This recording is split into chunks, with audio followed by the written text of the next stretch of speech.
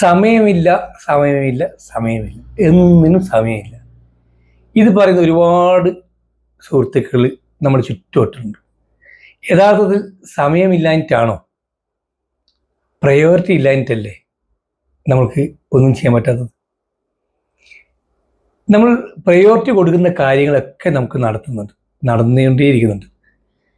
സമയമില്ല എന്ന് പറഞ്ഞ് മാറ്റിവെക്കുന്ന എല്ലാ കാര്യങ്ങളും നിങ്ങൾ സെക്കൻഡ് പ്രയോറിറ്റിയോ തേർഡ് പ്രയോറിറ്റിയോ അല്ലെങ്കിൽ പ്രയോറിറ്റിയെ കൊടുക്കാത്ത ഒരു അവസ്ഥയിൽ ആക്കി വെച്ചുകൊണ്ടല്ലേ നടക്കാറുള്ളത്. നമ്മൾക്ക് ഏതൊരു അവസരത്തിലും നമ്മൾ പ്രയോറിറ്റി കൊടുക്കുന്ന കാര്യം നടക്കുന്നുണ്ട്. അപ്പോൾ നമ്മൾ ഏതിന് പ്രയോറിറ്റി കൊടുക്കണം എന്നൊന്ന് നമ്മൾ ചിന്തിക്കാൻ തുടങ്ങിയാൽ നമ്മുടെ ജീവിതത്തിൽ ഒരുപാട് മാറ്റങ്ങൾ നമുക്ക് വരുത്താൻ സാധിക്കും. അതിലൂടെ നമുക്ക് ഒരുപാട് ഉയർച്ചകൾ എത്താൻ സാധിക്കും. ജീവിതത്തിൽ ഉയർച്ചകളിലേക്ക് എത്തിയവരെല്ലാവരും നമ്മൾ ഫോക്കസ് ചെയ്യുന്ന കാര്യത്തിൽ പ്രയോറിറ്റി കൊടുക്കുന്നതുകൊണ്ടാണ്. ഫോക്കസ് മാറിപ്പോകും. ഇതാണ് ഇതിന് പ്രധാനമായിട്ടുള്ള കാര്യം. ഒരുപാട് ആൾക്കാർ പല കാര്യത്തിലും സമയമില്ല എന്ന് പറയും.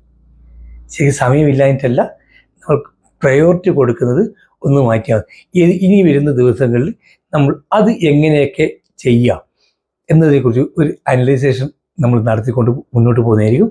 ഇതൊരു 2, 3, 4 ദിവസങ്ങളിലേക്കുള്ള ഒരു വീഡിയോസുകളാണ്.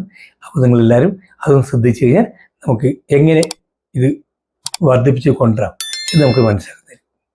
എല്ലാവർക്കും ശുഭദിനം.